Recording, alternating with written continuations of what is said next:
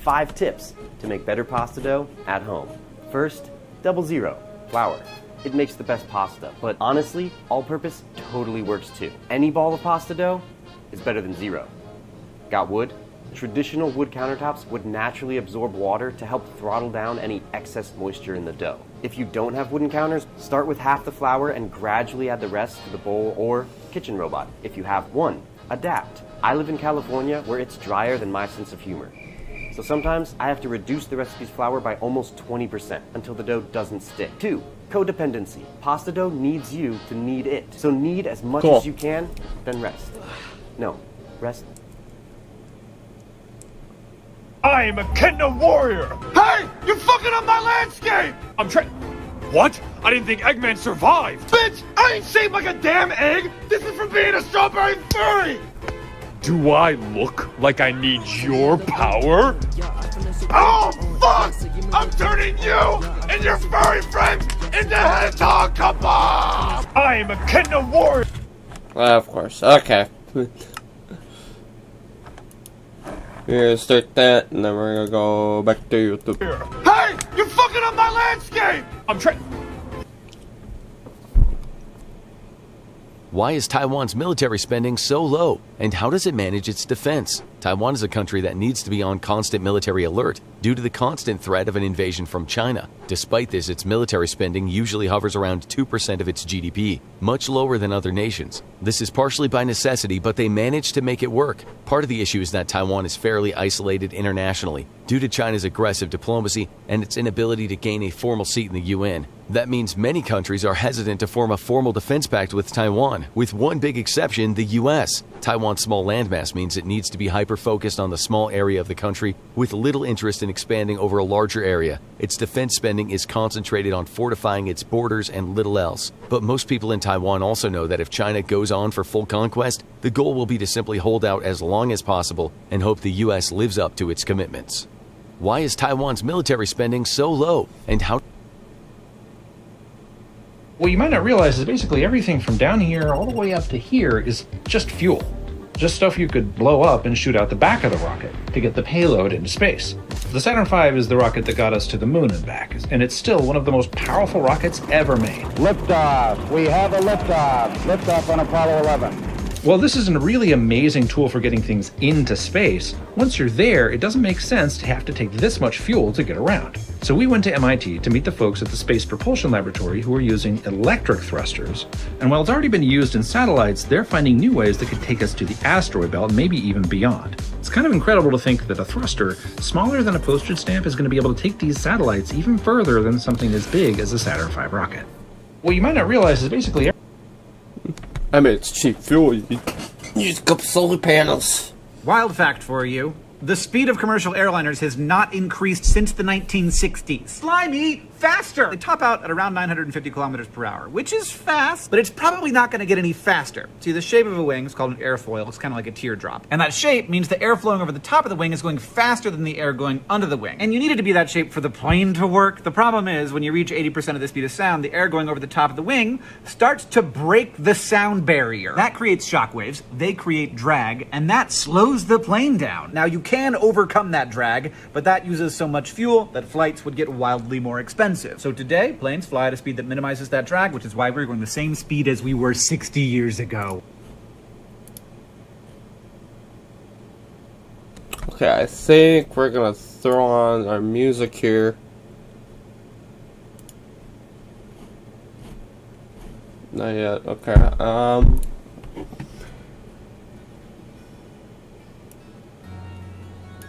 alright. See if it crashed.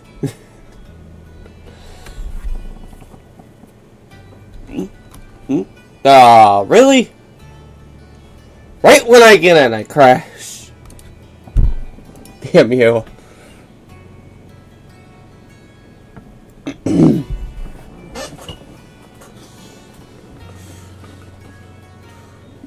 I might need to look at my drivers again.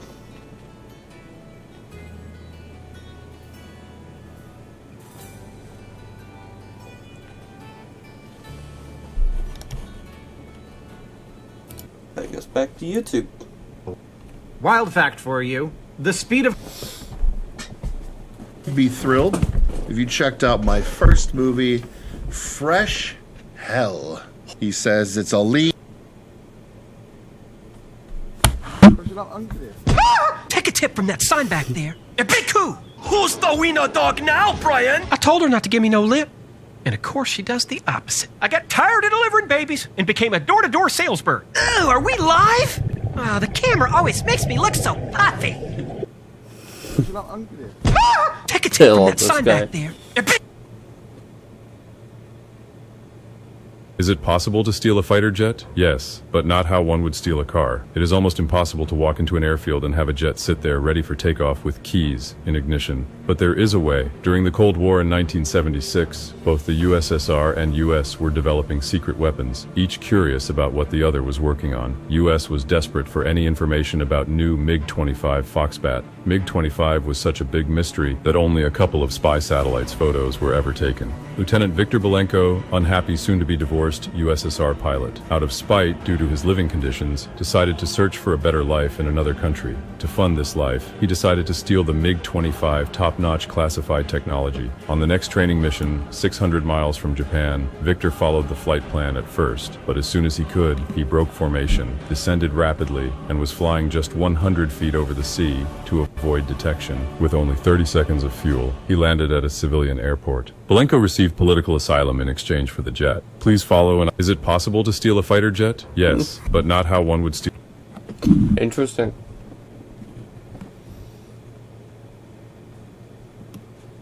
Alright, we are live, and I need to make sure you have my controller up.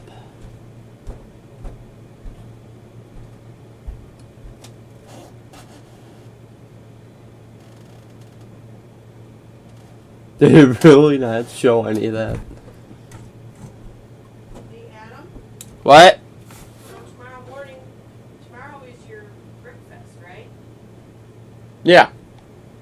You're gonna have to go pick Sam up in the morning from her dad's. Okay.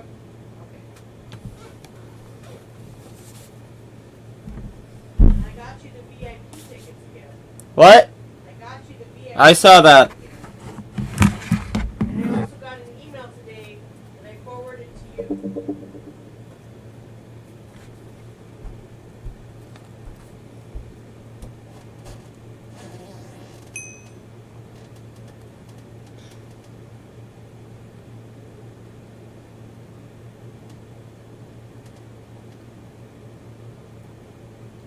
Tickets. Yeah. Nope, nothing new. Nothing new at all. Okay.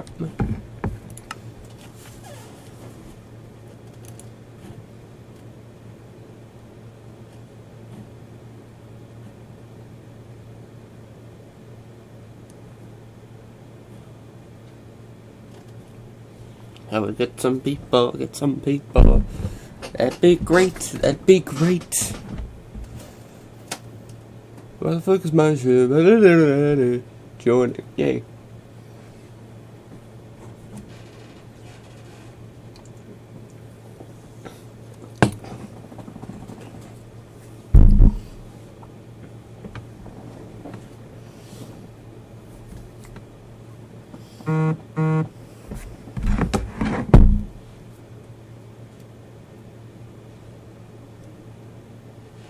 Are you a pull tab? Cause I think I'm gonna get lucky with you. Did you touch the thermostat? You are making me hot. I tell you what, you put the ass in casserole. I mean, you're real hot dish. Your name must be leftovers. Cause I want to take you home. You want to play around. Of cribbage or no? Are you a bowl of custard? Cause I'm ready to spoon. In my junk drawer of love, you are my Scooby Tubbins. My love for you is like this ratchet strap. It's not going anywhere. Are we going ice fishing? Cause you're giving me a tip up. Why, Barons? Just What is the most expensive part of a rocket? A popular... Uncle Putin wants you to help defeat Western tanks One in likely Ukraine. to fuel. We're not joking. Putin's best strategy for defeating Western tanks is to get you to do it for him. Hopelessly outclassed on the battlefield, Russia's tanks don't stand a chance one-on-one against their Western equivalents. But Western tanks are only being supplied in small numbers, which is a huge advantage to Russia. This is where you come in. Russia will throw everything it has against American Abrams and German Leopards to destroy them, and Ukraine will need not just many more, but ongoing resupply. That's why Uncle Putin needs you to be afraid of him. Every time Western media says the word escalation, a T-72 gets its wings, and Putin is one step closer to defeating Ukraine. Relying on the West's fear to drive their politicians to end support for Ukraine is Putin's only real hope at defeating advanced Western weapons. Realistically, though, Putin and his army cannot escalate the conflict any further, and that's why they need you to be afraid. You could tell when he's lies, cause you could tell when he's lying because his lips are moving. That's about what Putin is. Looks like I beat you to it. Yeah, we'll have fun today, because this is the last time you're ever going to sit in that chair.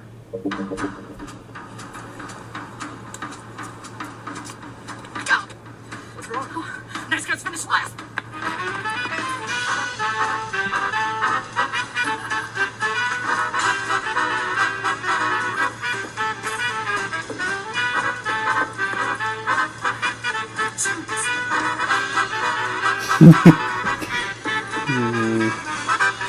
What time is your alarm? 5:42. I'm setting mine for 5:41.